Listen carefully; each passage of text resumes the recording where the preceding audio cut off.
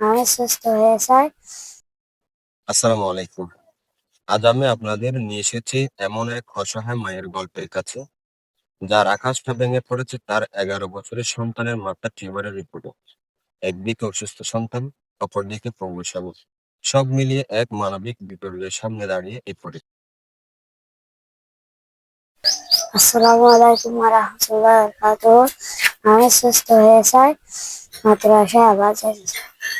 আমি মানুষের বাড়িতে বাড়িতে কাজ করি, আপনারা আমাকে সহযোগিতা করেন। আসসালামু আলাইকুম ওয়া রাহমাতুল্লাহ। আমার নাম হইলো হাসমত আরা বেগম। আজ আমার নাম হইলো মনির আলম। আর ওর বাড়ি হইলো রঙচুয়ারে নালা, বাপের বাড়ি হইলো সপরিয়া সিকান্দারপাড়া, 7 নম্বর ওয়ার্ড। 4 বছর আগে আর স্বামী তুন গাছত হরি হাত পা ভাঙি গিয়ে অপাস। এখন সংসার চালাইতে হন বড় লোক ছেলে নেই। সংসার চালাম করেন দেখুন এখন মানুষের বাড়ি করে যে হাজগর দিলে হরমা হাজ করি, কর্মশশীর হাজ করি। এর মাঝে আবার আর ফুয়া বয়স 11 বছরে মাদ্রাসাত দিলাম। মাদ্রাসাত তুন মাথা ওরা ওরা ভরে যাবে দুজোরে বসা দিয়ে। হ্যাঁ না আনি বাড়ির মাঝে আনি এরা জনগণের বুঝাই ডাক্তার দেখা দিয়ে সবুজ ক্লান্ত নাথ আমিরাবাদ লোহাগাড়া ডায়াবেটিস হাসপাতালত।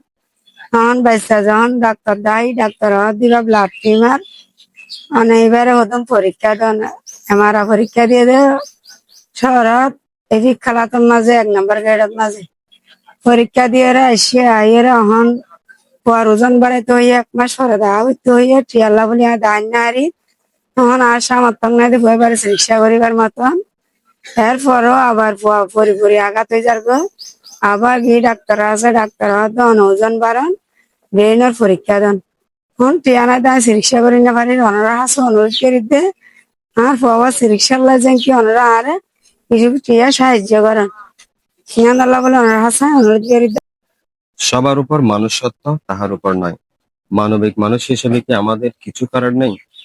আপনার আমার সামান্য টাকা হয়তো নতুন ভাবে আরেকটি জীবন দিতে পারে শিশুকে, ধ্বংসের হাত থেকে বাঁচাতে পারে একটি পরিবারকে।